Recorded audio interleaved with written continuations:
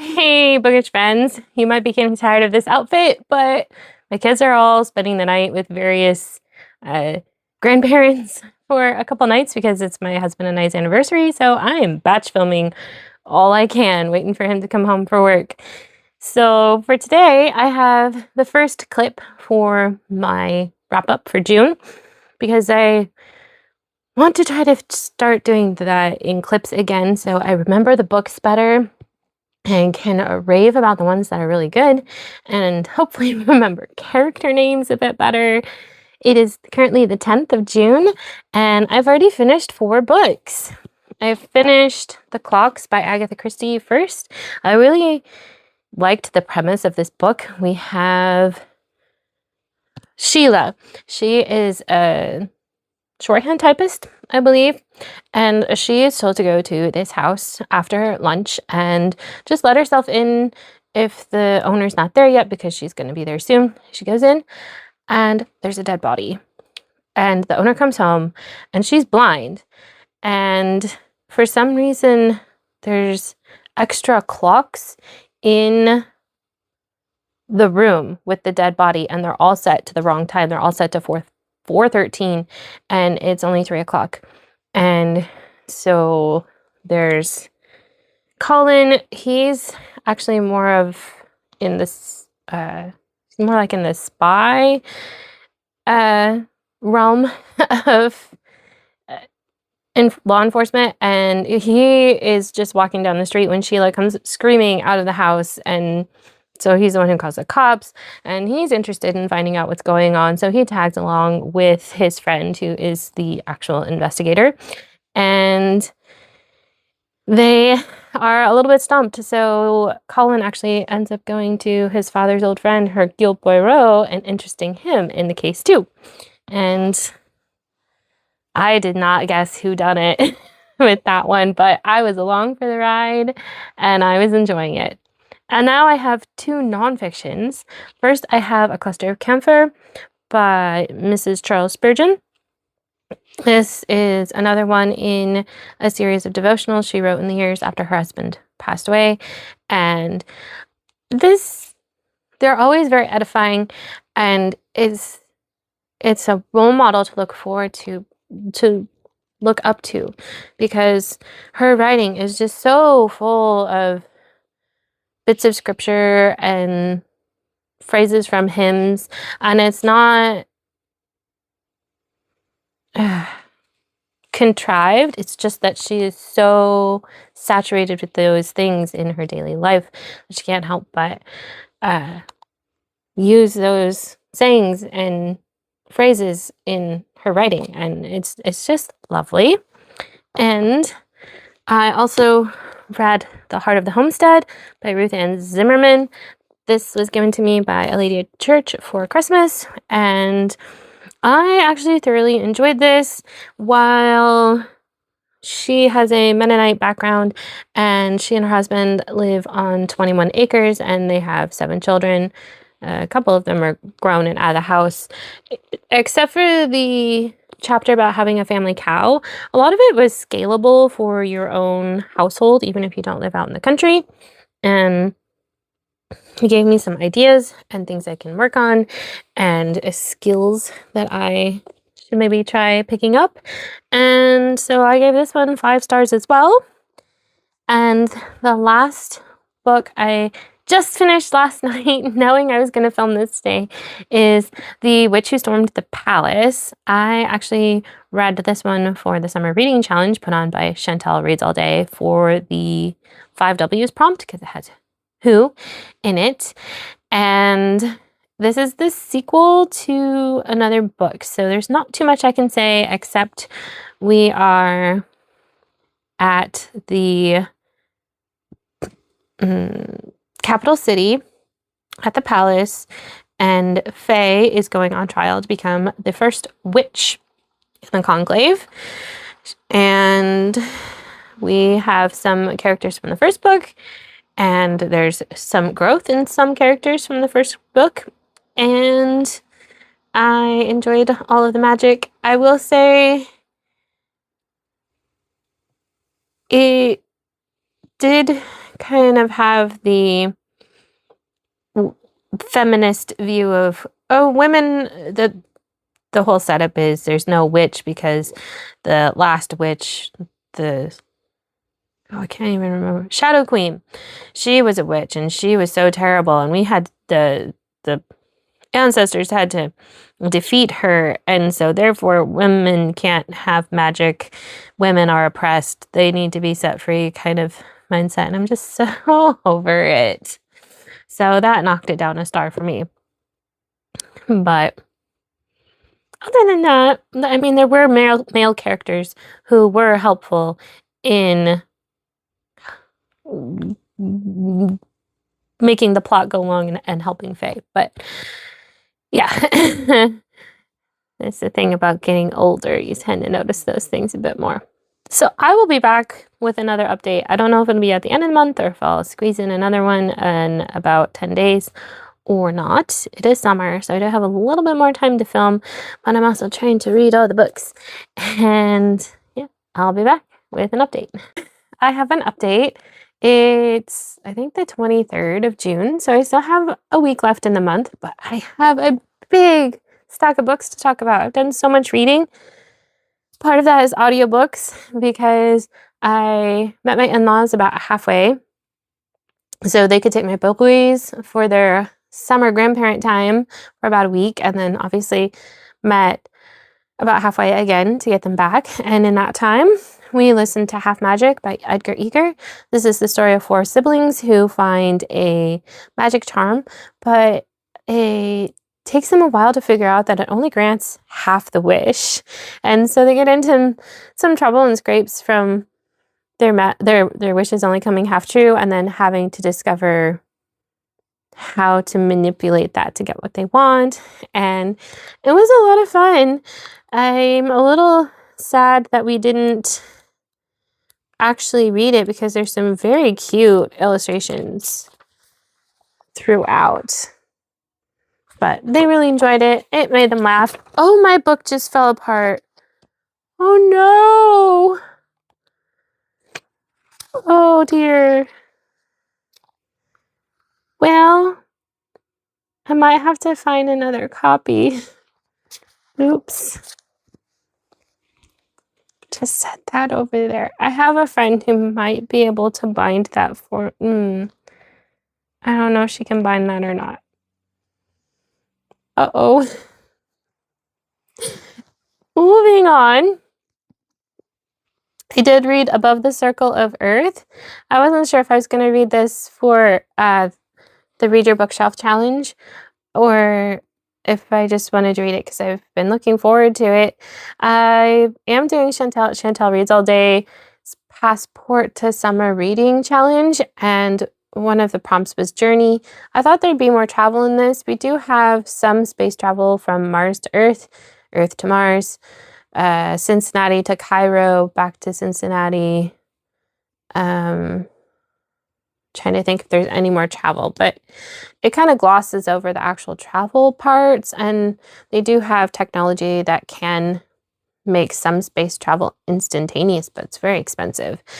Anyway, the premise of the book, we have Brock. He's part of this prestigious family who is in charge of this in the future. In this book, it's about 100 years in the future. All religious people live on these preserves, and they're not really allowed to go out and evangelize in the secular world. And so Brock's grandfather decides he wants to have this spaceship that travels in space where there aren't preserves set up yet to try to do missionary work. And I thought that this would be more about that, but it was more of getting a spaceship, getting it ready, prepping for that work. There were a lot of people, a lot of Christians or people who lived on the Christian reserves who didn't like that, who didn't think that people should be evangelizing beyond Earth. So it was very interesting. The last 150 pages definitely had me hooked. And I did Also, for the same challenge, read Ladies of the Lake for the water prompt. There's a lake on the cover. There's the word lake in the title. Our characters go to Lakeside Ladies Academy. We have Adelaide, whose parents die, and so she gets sent there, and she makes friends with Dorothy and Ruth, and I think Susanna is the other one.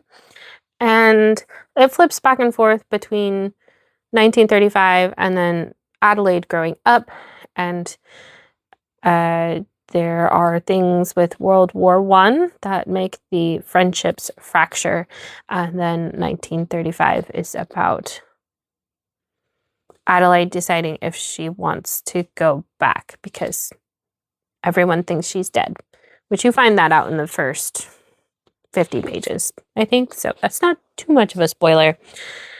I really enjoyed this. This is definitely historical women's fiction. There's a little bit of a romance thread, but it's more of causing tension between two of the friends instead of just being there because it's historical fiction, which I appreciated. I really liked this. I think this is the only fiction book I've given 5 stars so far this month. I had a DNF, Fish Caught in Time. I thought this book would mostly be about the search for the coelacanth, like the little, what's that called, subtitle says. It just got too evolutionary and pushing that worldview. And it even says at one point in the book, no, not there, further back, if evidence could be found for a tie between sea dwellers and land dwellers, it would help to shore up the case for evolution and undermine the creationists.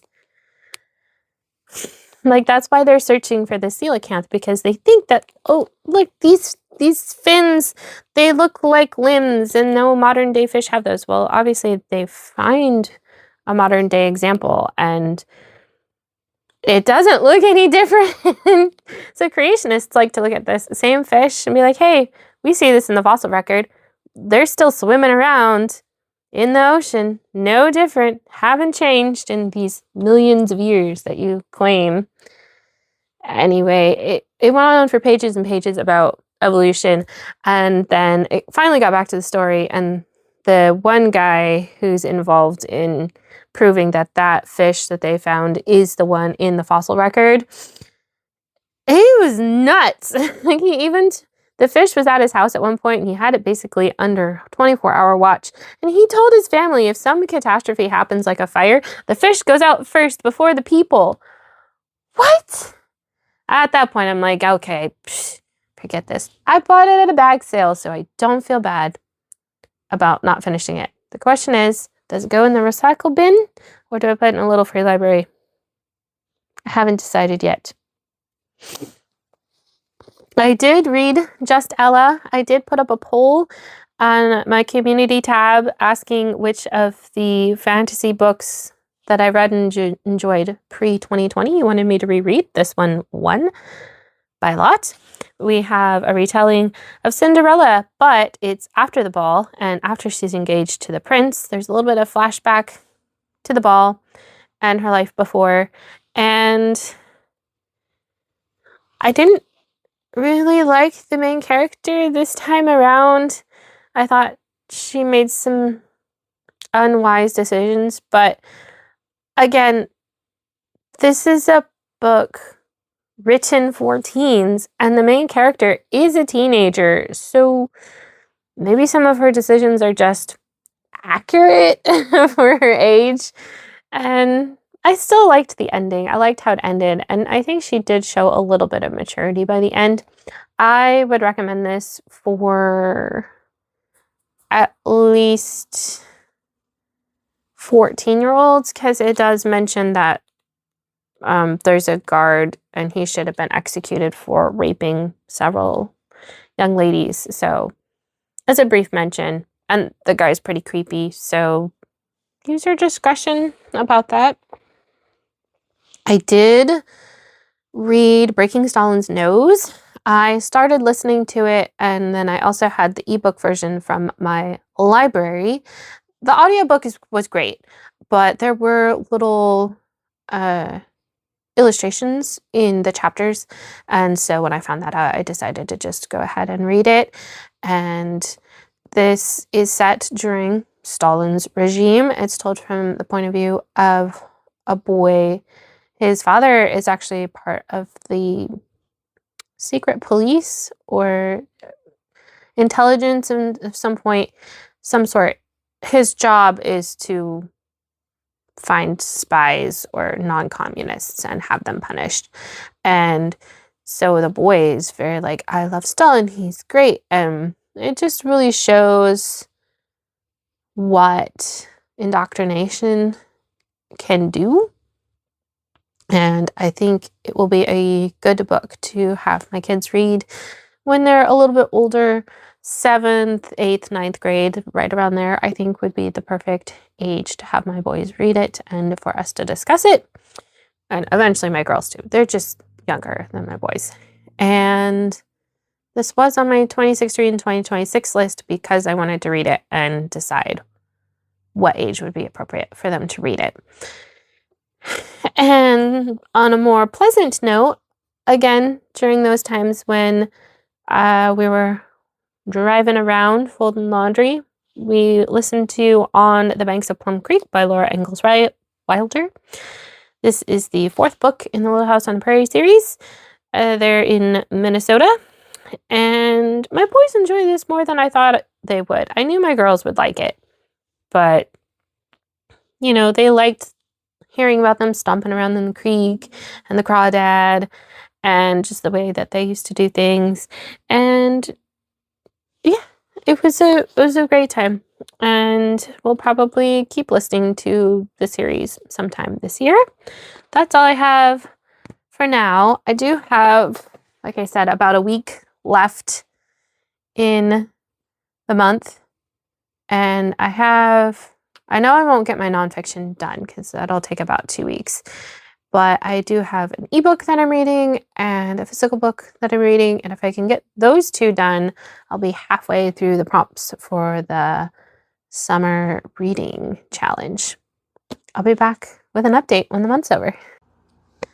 It is now July, and I only have 2 books that I finished in the last week of June. One is The Air Affair by Jasper Fforde.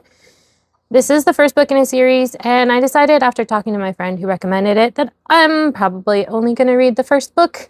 It has lots of what I would consider vulgar or crass language, and there is some swearing in it. I'm a little bit more forgiving when it's a mainstream book like this and when the author is British, so I was able to tune it out a little bit, but it was still getting to me sometimes. I really liked the premise of the book, which I'm not even sure I can describe without giving spoilers.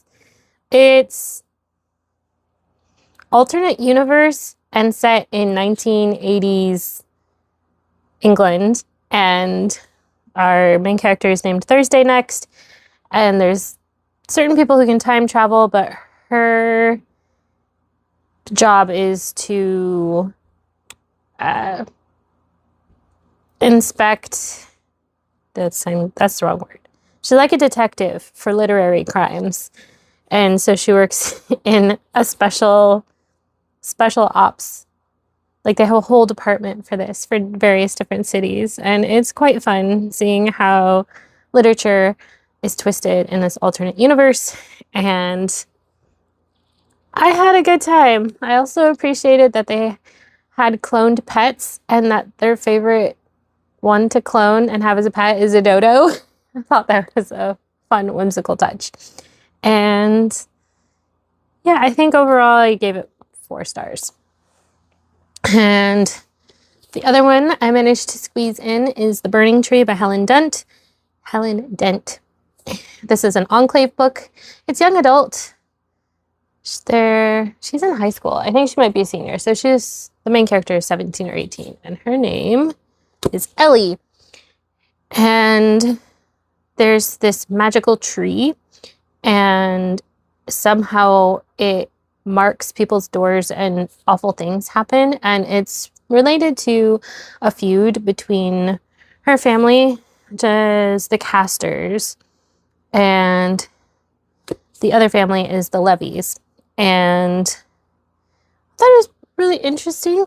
And I liked that it was a young adult book that had the main character working with her nemesis, who is not a male, but another teenage girl that she's known all her life. And also this guy that everybody thinks is kind of a loser. Neither one's really interested in him at all. And there's a little bit of a romance thread, but it's not like, it's not a romance book. I'll say that. And yeah, I enjoyed this one. I think it'll be fun maybe for my daughters to read when they're teenagers. And that's all the books I read in June. I think I read 12 and DNF'd 1. And let's just look through. I chose The Heart of the Homestead for the Read Your Bookshelf Challenge. The prompt was the title has 5 or more words in the title. And for the Jurassic Reading Challenge, it was water, and I chose Ladies of the Lake. I gave only 3 books 5 stars. One was A Cluster of Camphor, The Heart of the Homestead, and Ladies of the Lake. I have to say, a large portion of my 5 stars is becoming nonfiction. One of my friends reads a lot of nonfiction, and she gives really good book recommendations. Although I did choose Ladies of the Lake as my favorite book of the month. And I still have 1, 2, 3, 4, 5, 6, 7. I only have 7 books on my 26 to read 2026 list left, which feels pretty good. I've read or attempted to read all of the nonfiction on there. I DNF'd 1 of the nonfiction books, and that's where I'm at so far. I started but didn't finish the Indie Book Club book for the month, which is Flame Theory. I am reading it. I hope to get it done in July because I'm wanting to count it for several things.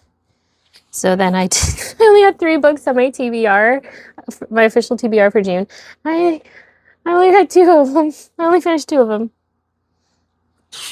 But for the Passport to Summer Reading Challenge that Chantel Reads All Day is doing, I have finished 6, 7 of the prompts. For Journey, I counted Above the Circle of Earth. For Flowers, I counted the Life-Giving Table, which I finished in July. Oops. For Home, I did The Heart of the Homestead, Water, Ladies of the Lake. And for Trees,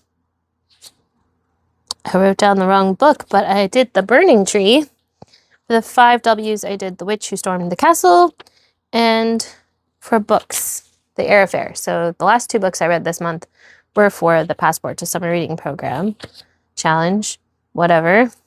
And I am also making progress on my next book challenge that I will be able to give an update for after I read.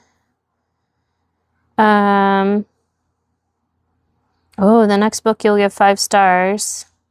I haven't actually given anything 5 stars after I filmed this that hasn't been part of the Passport to Summer Reading Program challenge that I already picked. I don't think. Let me go back and look. Did I give 5 stars? Right, because A Cluster of Camphor, I'd already started. And next new to me author, that wasn't on that list. So hopefully I can do an update video for you guys on that in July or August. I think my next video will probably be the mid-year book freak out book tag, whatever it's called, is probably what I'll do next. But let me know what you read in June. If you have a favorite or a recommendation, or if you've read any of these, we can talk about them down in the comments. And until next time, happy reading.